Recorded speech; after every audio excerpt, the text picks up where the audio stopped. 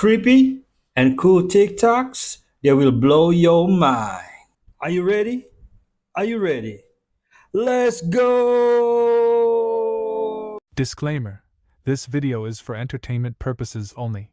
Please do your own research, as these clips haven't been fact-checked. In 2015, the biggest female influencer in the US launched her own makeup brand. Within a very short time, she had hundreds of millions of followers. Her brand made hundreds of millions in revenue. But 3 years later, the truth came out: the makeup was harmful. Studies showed it could actually cause cancer. The scandal was massive.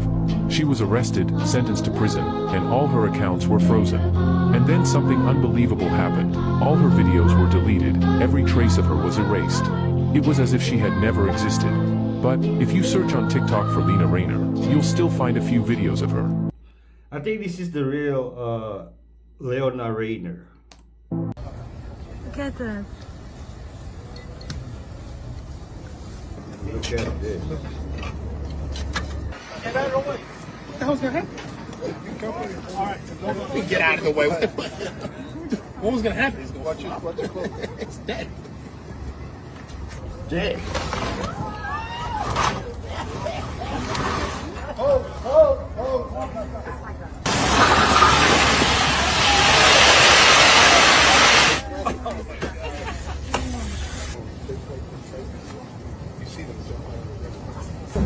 No, why didn't you leave it in the water? Why did you it's take dead. it? It's dead. Yeah, but I mean, it can't stay in the water. No, I can't. No, it can't. That's not healthy for No? other fish. Oh, okay. So other fish wouldn't eat it? I don't know. Huh? But they have to take it out from the water. Take it out from the Oh, it's water. heavy already. Come on. All right. Man, this is... You know what? I'm uncomfortable seeing how they're handling it. No respect. Oh, by the way, shout out to Alex Tapia for sending me this video. If you want to send me a video, please send it to my Instagram. All right, at Broski Ray. The link is in the description. Man himself, Garth Brooks. Somebody has taken all of Garth Brooks's tour dates, and every tour date lines up with a missing person or an unsolved homicide. Every place he's ever been. About 120 missing persons and around roughly 90 unsolved homicides.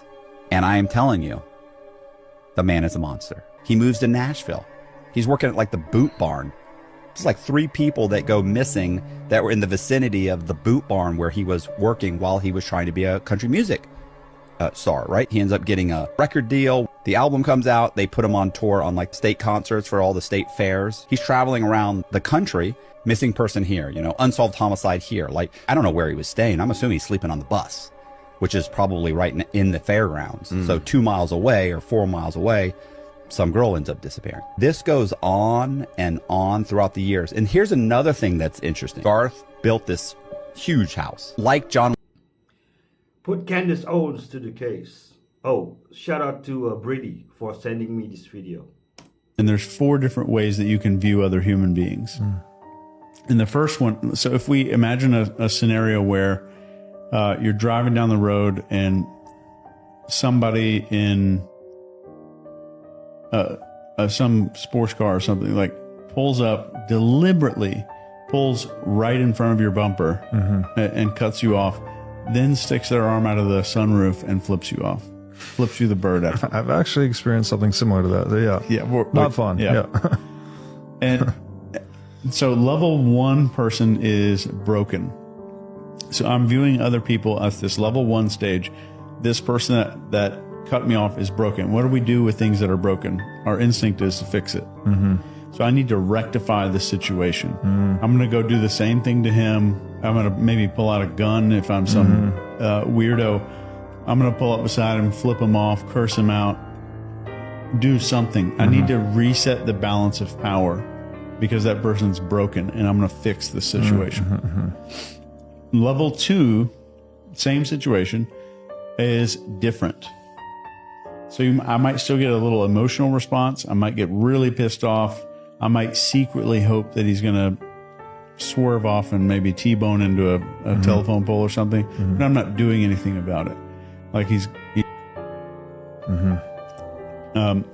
but I'm still getting this emotional reaction because all anger is like a secret desire to change something. Interesting. Okay. Which brings us to level 3, which is facts. So none of us get mad at storms or hurricanes or natural things that happen because we know there's no desire to change that in our head because we can't. So the anger at level 3, the anger goes away. Okay, the level 4 is simply don't love your job, but job your love. If you had to choose, would you rather know what was going on in Antarctica, the Vatican, or Area 51? Because the rabbit holes of secrets just feel never ending. When I was thinking about the Vatican earlier, I was like, think about the fact that the Bible itself had 80 books in the 1600s. Now we're down to 66, and they removed things like giants, dragons, sirens, Enoch, the Book of Mary Magdalene. All of these different things are hidden from us, and we just don't even know why. Nevertheless, I saw this guy talking about the fact that there were 200 angels that fell from the sky, and around the earth we have 190 craters that have no rock or rubble that were ever found. And then this other person was like, yeah, 10 of them fell into the ocean.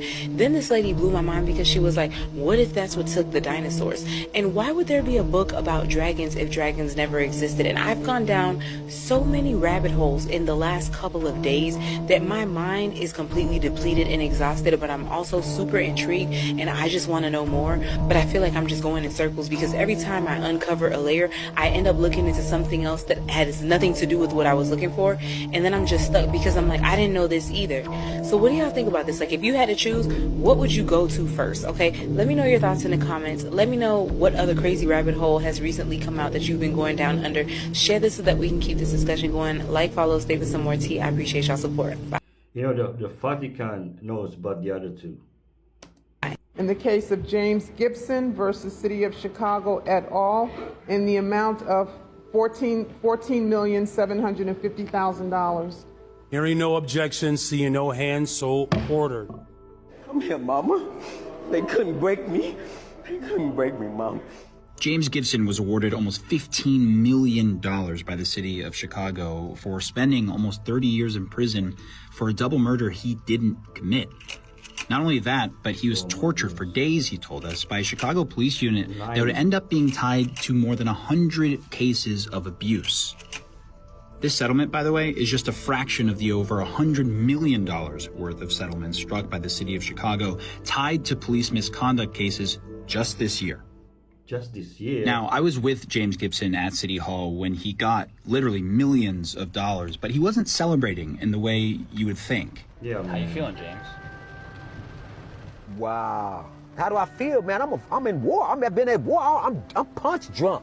I'm still swinging. I don't know. Is the fight over with or what? Right from City Hall, we went to his mom's old house.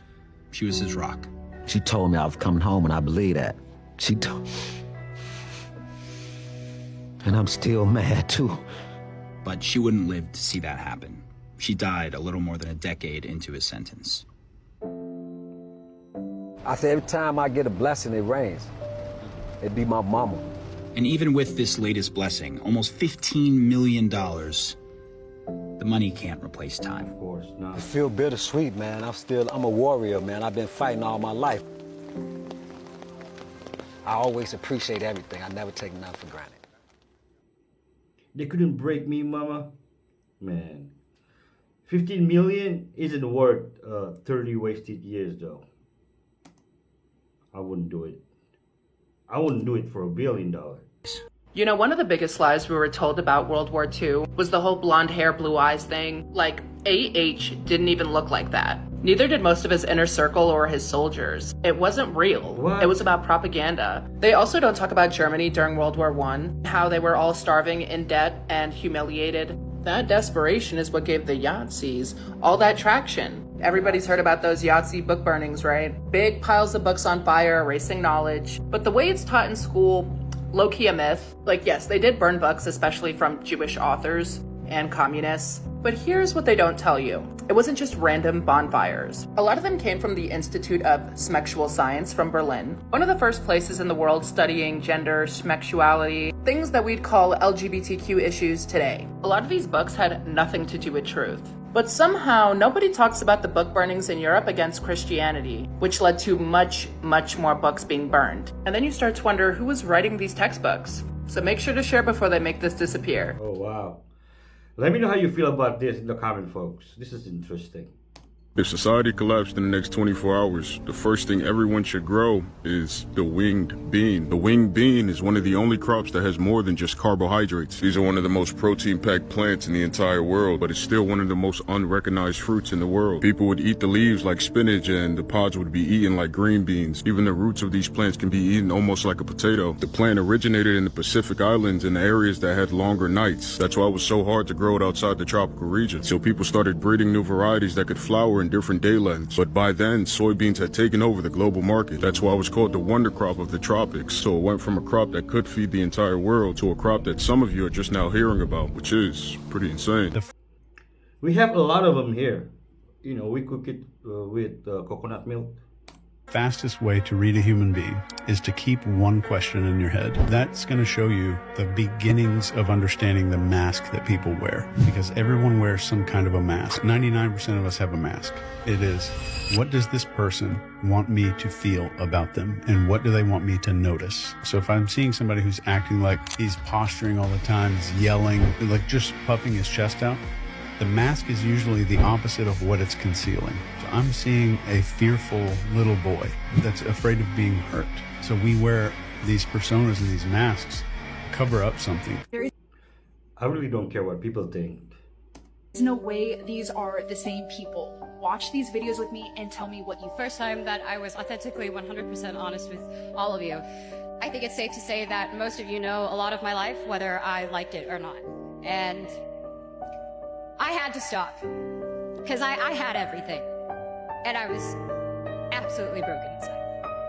And I kept it all together enough to where I would never let you down, but I kept it too much together to where I let myself down. I don't want to see your bodies on Instagram. I want to see what's in here. I'm not trying to get validation, nor do I need it anymore. You know, I will say when I'm with my sister or we're in the car, sometimes like Who Says is one of the songs that, but I was 16 and that's more of a nostalgic feeling. But no, I don't like listening to myself. Until like tell you, like, be free and, you know, sing this way and, yeah, he's sweet. Her voice totally changed though. Maybe because of sickness? I don't know. I don't get it. How does the brain remember that I forgot, but can't remember what I forgot? I really be thinking like that, and it really pisses me off. The fact that it's the brain asking the question. Olia is from Moscow. She started taking methadone, an addictive synthetic stimulant, when she was 15. Ну, то есть я очень много нюхаю, достаточно часто. Допустим, там я могла, вот в неделе 7 дней, я могла там 4-5 дней просто нюхать. Страшно, ужасно очень. By 17, she was in rehab, but when the BBC spoke to her, she was back on drugs. В сумке у меня обязательно должны быть влажные салфетки. Ну, косметика, до хрена косметики, шприцы. Очень важно. Я вот почему не даю свои вещи, потому что шприцы. Reliable drug statistics in Russia are difficult to find. In recent years, the United Nations and the Russian government have confirmed that both sales and seizures of the drug have increased. Основные резиденты – это поколение Z. Это люди, рожденные с 2000 года. Лет в 11, в 12.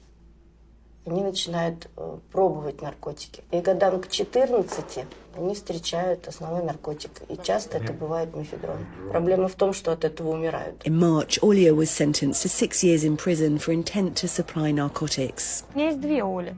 Есть Оля, которая хочет это все бросить, которая такая умная, там, я хочу работать, я там вот будущее, да, там. И есть Оля, которая вот хихи-ха-ха. Мне 15 лет. Я наркоманка, и у меня все тип-топ. Я колюсь, и со мной мои братки, ну, и все. Mami lu gak ngomong apa-apa. Lu hari ini nakal nih. Mami lu gak ngomong apa-apa. Kok marah-marah. Kok marah-marah. Duh. Hei, Mami lu gak ngomong apa-apa. Duh. Kumat hari ini. Ngapain marah-marah itu lu? By the way, this cat is always angry, folks. Oh, No. Mami takut. He sounds just like a dog. Mami takut. Nakal ini.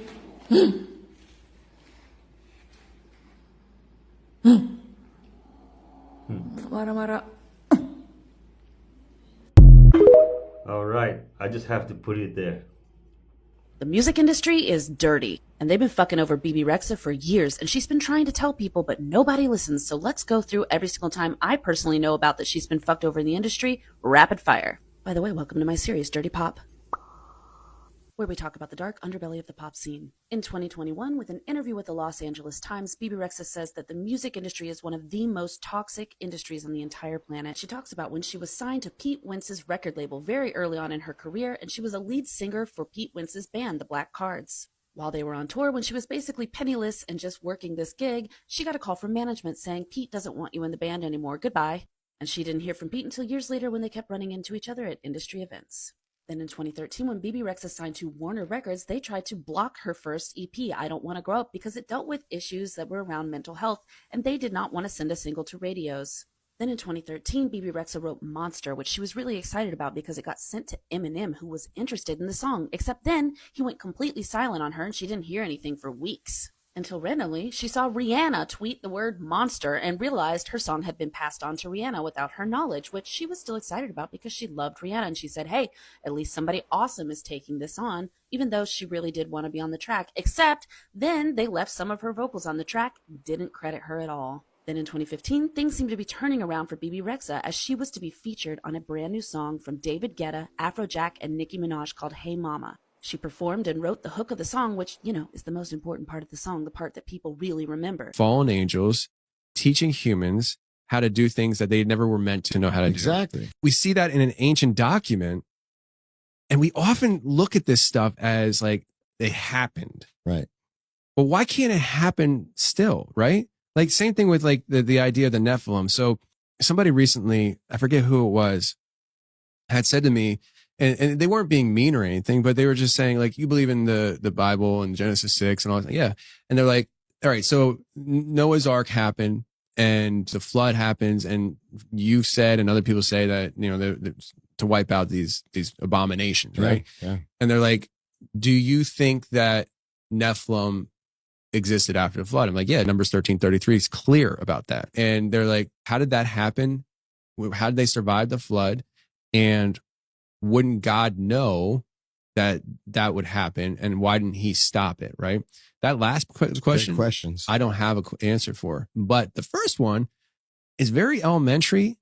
But I'm like, if it happened once, why can't it happen again? Put it this way. It was documented once in scripture. Right.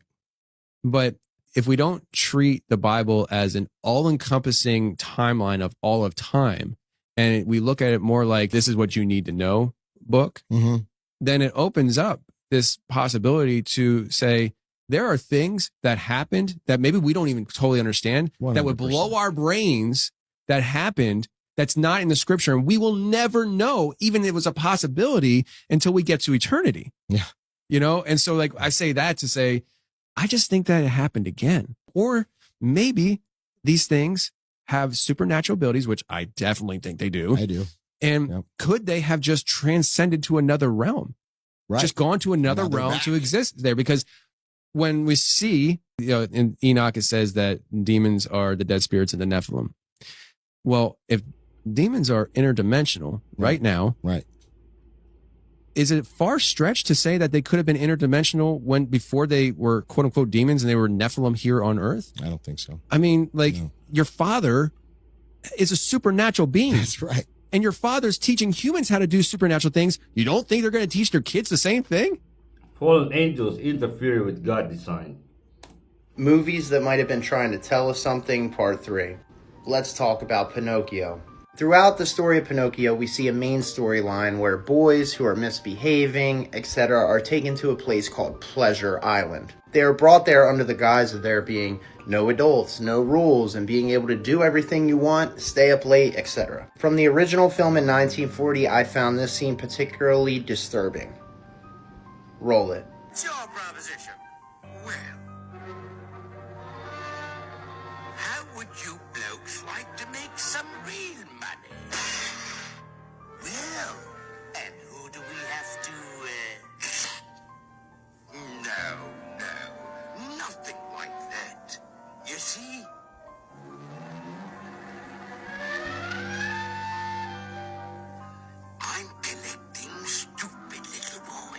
Not only does this character offer them an immense fortune for doing this, but he later says this, which I found equally as disturbing.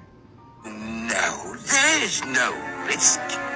They never come back as boys. So quite literally, the storyline is that he's taking these troubled kids to Pleasure Island and that they will never come back as boys. Ironically enough, he refers to them turning into donkeys, which is another word for, well, if you know, you know. In the last decade or so, people have drew parallels between the so-called storyline to Pleasure Island and another island that we're learning so much about, if you catch my drift. Ironically enough, in the Pinocchio remake in 2022, Tom Hanks gets cast as Geppetto. I can't really go into the details of why that is so alarming, but in 2020, a lot of information came out about Tom Hanks, and that's all I can say. Comment below with anything I might have missed, as well as ideas for my next video or series. Wake up. And Pinocchio is wearing red shoes. $100,000 to burn you alive. When they give you chemotherapy, they say majority of people die from the chemo and not the cancer. So that's a different subject. But they could heal you with sound, but they choose not to. It's bigger business to keep you sick. The reality of sound is so immense in our spiritual path. That's why everything has to be based on spiritual teachings. Material people, physical people who choose not to understand spiritual realities, they're at a tremendous loss. It's like they took off 90% of all the knowledges and they stick with only 10%, or even less than that, 1%. And they make their entire jurisprudence based on that 1%. You see how ridiculous that is. It's how you came up with this. Why you got like this? Well, we just gave you the Dalil in Quran. He's right, but stick with Jesus. And fasting helps people reproduce new white blood cells and kills the cancer cells.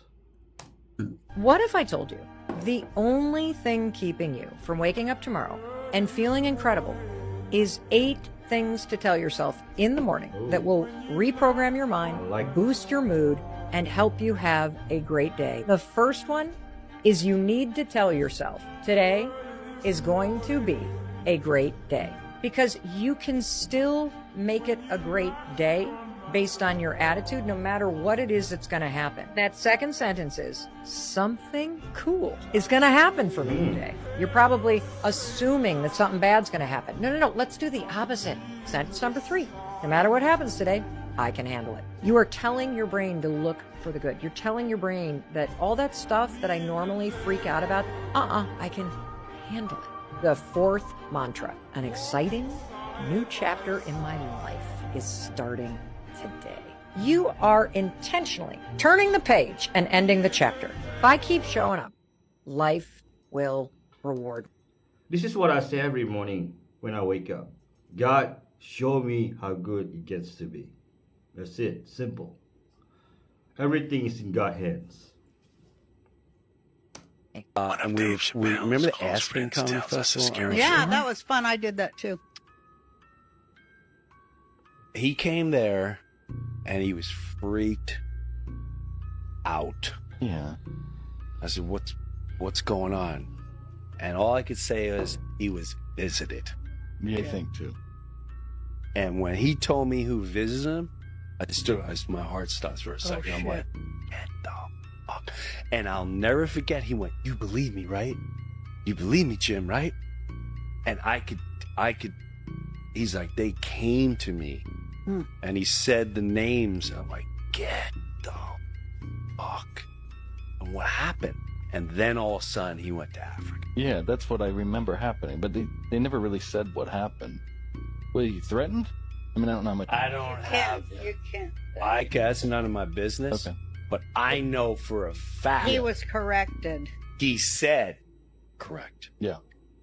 Did you hear what just happened in Vietnam? The government closed 86 million bank accounts just because people refused to hand over their biometric data. Let that sink in, guys. 86 million people locked out of accessing their own money. To me, this is proof of where the global digital ID system is headed. Centralized, mandatory, total control for the state. And as scary as this is, you don't need to panic because there are things that you can do. Firstly, build practical independence. Land, water, energy, food, and a like-minded community. These are the 5 pillars of freedom that, should you need to, will allow you to completely disconnect from the system. Secondly, you can educate yourself and structure your life to create independence within the system, using tools like companies, trusts, private agreements and constitutions to protect your freedom while still keeping access. And this is exactly why we've set up the Wild Minds Network, a space dedicated to helping you get the knowledge, resources and connections that you need to fully prepare.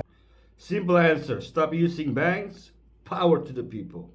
Scientists just made a massive AI breakthrough. You see that duck? It is now permanently stuck to that rock. But the weird part is, normal glue doesn't work in the water. So how'd they get it to stick? It turns out scientists used AI to invent a new type of superglue that actually works in the water. And the process they used to invent this new material might be the most valuable AI use case in the world. Here's how they did it. First, the scientists analyzed all sea creatures that are able to stick to things underwater. Barnacles, mussels, starfish, they all have unique suction properties that work especially well in the ocean. Now, after studying these animals and the proteins in their cells, scientists came up with their first set of hydrogel designs. And they thought these were going to be amazing. But it turns out they weren't even close to sticky enough. And that's where the AI comes in. The scientists gave their initial glue designs to an AI model and asked it to find ways to make them even stickier. And boom, the AI came up with a brand new adhesive material that was stickier in water than anything humans have ever invented. Pretty wild. This process is called AI material science, and it's one of the most exciting areas in science right now. It's literally ChatGPT, but for inventing new materials. The superglue is one example, but think of how much would change if we had better materials. We could make self-healing concrete, faster rockets. We could even have phone batteries that could last months on a single charge. Anything is possible with better materials. And AI is going to make the process of inventing them so much easier. By the way, that duck, it's going to be stuck on that rock for decades. AI superglue is not messing around. Hey, but self-healing concrete was invented by the Romans like 2,000 years ago. Once you hear this, your brain will never be the same. Listen carefully. It was a sunny day and the children were going to the park. That probably sounded like an unknown robotic language. This is where it gets crazy. I'm going to play a new audio clip and it will forever change what you hear. It was a sunny day and the children were going to the park. So now, if I replay the first clip, you will hear something completely different. It was a sunny day and the children were going to the park. That first clip never had a voice in it, but because your brain has been given more context, you'll never unhear that voice again. So what you just saw is exactly how I will explain cognitive biases. You see, your brain is a prediction machine. It doesn't care if something is true or not. As long as it finds a pattern to connect the context to, it just locks it in. Look, we don't see things, we don't see things the way they are. We see things based on who we are and how our mind is wired. But truth being told, the way the brain makes decisions like this has a positive side and a negative side. The positive side is that it helps you to survive. So if something is about to happen to you right now, your brain can connect a pattern and say, hey, this is a lion coming, you should run. This is a chicken, you should smile. But the only issue is that because your brain is always trying to use shortcuts to make decisions, if you are trying to make a life destiny related decision, like about money, about choosing a life partner, you gotta be careful. You need the full context, the fact, the truth, not just any pattern trying to connect to a context. I think this is what Jimmy Savile was doing. And when it come on top, he would call in his friends from the Satanic Lodge or whatever it was he was involved in. When you look at the it's a who's who of the political and the entertainment world. Now there's people high up there. It's all there. Again, they say hidden in plain sight, right? What do the Masons call it? Veiled in allegory. That's their thing, right? Now, every one of his interviews, he's doing that karmic thing to get rid of the karmic debt. He's telling them what he is. There's not a girls' school, I'm not feared, and my case gets up. Let's look at the therapist who allegedly worked with 2 of Savile's victims. Her name is Valerie Sinerson. She claims that 2 of his victims of experiences that sound like satanic rituals. One in Stoke Mandeville Hospital. She was led into a candlelit basement with people in masks and robes. Allegedly, she could hear people making satanic chants. And the other woman claims something similar happened in London, again with masked robes and people making these chants. Again, we can only speculate because all of this stuff conveniently came out when he'd already perished. When you start looking at testimonies from people who have never met each other, never had a conversation, and they talk about similar things, it's pretty obvious what's going on. Did you know that the mountain believed to be where the fallen angels met is the same mountain where Jesus' transfiguration occurred? Because our God is intentional, he chose this location to show his dominion, to show his victory over the demonic realm through the revelation of his divine nature. Now, what's more is at the base of this mountain is Caesarea Philippi. And this is where Jesus made the well-known statement, "On this rock I will build my church, and the gates of Hades will not overcome it." But he said this because he was literally standing in front of the gates of hell. Well before Jesus' time, this entire area was known for its pagan ritualistic worship. This was a hub, if you will, so much so that they built temples in this area. The mountain in Old Testament times was even referred to as Baal Hermon because they believed that their god Baal lived on top of the mountain. In later times, they believed that their gods lived in the caves, which were the entrance to the underworld or the gates of hell. This is what they believe the area may have looked like, and of course you can see multiple temples to multiple of their lowercase g gods. This area is known as the Grotto or the Temple of Pan, and Pan was the half-man, half-goat god, lowercase g god, that they worshipped. And if you follow me, you know what those deities were. This is Pan, by the way. And if you look up every single ancient civilization, there is always evidence, back to the very beginning, of half-man, half-animal deities or gods that they worshipped. And of course, like I've said a million times, we were always told that it was just mythology because the truth is biblical and Satan wanted to corrupt God's creation. Because this area had this history, because this area was known for its demonic and pagan activities, this would not have been a place where Jesus and his disciples would have went. So the disciples, when Jesus brought them here, were probably pretty confused. But again, our God is intentional. So he intentionally took the disciples to this incredibly demonic and pagan area, stood right in front of the gates of hell, and made the statement that he, as the cornerstone of the church, with the disciples being the foundation, and through the Holy Spirit, his church would have dominion even over the literal gates of hell. Now, what's interesting is UNESCO, which is an agency of the UN,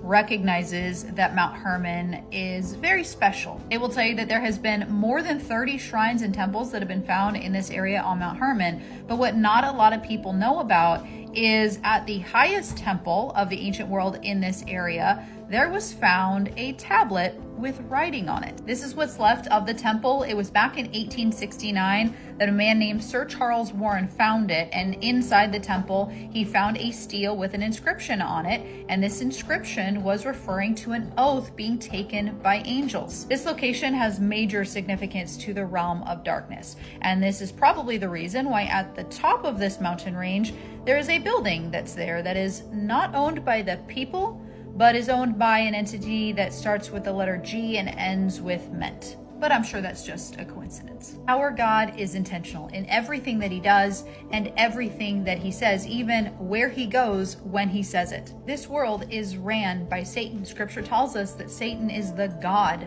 of this world. And because of that, we have been lied to about everything, because everything goes back to the Bible. There is proof of the Bible everywhere we look. The entities that were being worshipped then are still the entities that are being worshipped now. And while this world continues to mock and blaspheme the one true God, he is about to return with wrath and vengeance to prove that he is the reigning king, that he is the one true God, and that they merely are just the created. Very soon, every knee will bow.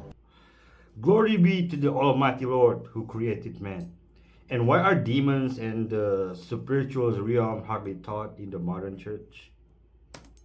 Do the people involved in the creation of AI believe that it's a spiritual entity, that it's more than a machine? So this is Tucker's trillion-dollar question. They talk about creating artificial intelligence. The real question, the real thing we should be concerned about, are you creating an artificial intelligence, or are you giving a body to a pre-existing intelligence that previously wasn't incarnated in the physical world? So, I mean, here's a quote from Turing. We shall not go any further into the nature of this oracle apart from saying that it cannot be a machine.